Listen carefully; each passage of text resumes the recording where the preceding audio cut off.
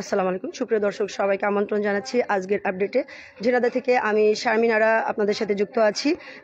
আপনাদের অবগতির জন্য জানাচ্ছি ষষ্ঠ উপজেলা নির্বাচন, ষষ্ঠ উপজেলা পরিষদ নির্বাচন 2024 অনুষ্ঠিত হতে চলেছে আমাদের ঝিনাইদহে 8ই মে। তারই ধারাবাহিকতায় আজকে যে প্রতীক বরাদ্দ দেওয়া হলো প্রার্থীদের মাঝে, আমাদের মাঝে আছেন উড়োজাহাজ প্রতীকের প্রার্থী এবং তার সহকর্মীরা আছেন। তাদের সাথে কথা বলবো। শফিকুজ্জামান, ভাইস চেয়ারম্যান, কালীগঞ্জ উপজেলা। আমরা জানতে চাইবো এই প্রার্থী এই প্রতীক পেয়ে কতটা সন্তুষ্ট এবং তারা ভোটের মাঠে কতটা জনপ্রিয়তা তাদের আছে সে বিষয়ে আপনাদের কাছে তুলে ধরবো। ভাই আসসালামু আলাইকুম। ধন্যবাদ। সত্তর সংবাদ। আমার নাম মোহাম্মদ সোহেল রানা। আমরা রাসেল ভাইয়ের পক্ষে প্রতীক বরাদ্দ নিতে আসছি। জি, শফিকুজ্জামান ভাইয়ের পক্ষে আমরা প্রতীক বরাদ্দ নিতে আসছি। আমরা উড়োজাহাজ প্রতীক পেয়েছি, এতে আমরা অনেক খুশি। সবাই আমরা উড়োজাহাজ প্রতীকে ভোট করব কালীগঞ্জ উপজেলা পরিষদ এর ভাইস চেয়ারম্যান পদে। তো উপজেলা পরিষদে আপনারা যে ভাইস চেয়ারম্যান পদে শফিকুজ্জামানের আপনারা ভোট করবেন, ওখানে জনগণের কেমন সাড়া পাচ্ছেন, জনগণ কেমন চাচ্ছে আপনাদের?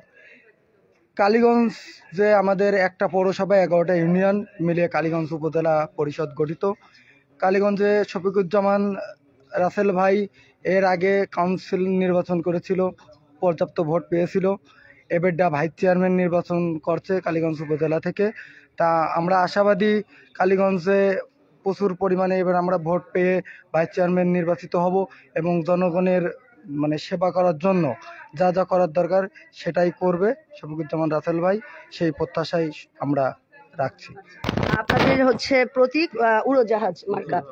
দর্শক শুনছিলেন, সোহেল রানা ভাই আমাদের সাথে আছেন এবং অসংখ্য জনসাধারণ তাদের সাথে আছেন। কালীগঞ্জ থেকে তারা এসেছেন এবং তারা জানাচ্ছিলেন জনগণ তাদেরকে চাচ্ছেন। ঝিনাইদহ কালীগঞ্জ উপজেলার যে সমস্ত সাধারণ জনগণ আছে সকলেই তাদেরকে চাচ্ছেন। উড়োজাহাজ প্রতীক নিয়ে শফিকুজ্জামান রাসেল ভাই লড়ছেন। তো এখানে দেখতে পাচ্ছেন সবাই কিন্তু রাসেল ভাইয়ের পক্ষে তারা এসেছেন। সকলে রাসেল ভাইয়ের জন্য দোয়া করবেন। উড়োজাহাজ প্রতীক নিয়ে যিনি লড়ছেন কালীগঞ্জ থেকে, তার জন্য শুভকামনা রইল। দর্শক, এই ছিল সর্বশেষ আপডেট। আজকে যে প্রতীক বরাদ্দ হলো প্রতিটি প্রার্থীর মাঝে সেটি আমি তুলে ধরার চেষ্টা করছি। দর্শক সবাই ভালো থাকবেন, সুস্থ থাকবেন। পরবর্তী নিউজ লাইভে আবারও যুক্ত হচ্ছি অন্য কোনো প্রার্থীকে নিয়ে। সেই পর্যন্ত সুস্থ থাকবেন, সত্যের পথে থাকবেন। সত্যের জয় হোক। ধন্যবাদ। আসসালামু আলাইকুম।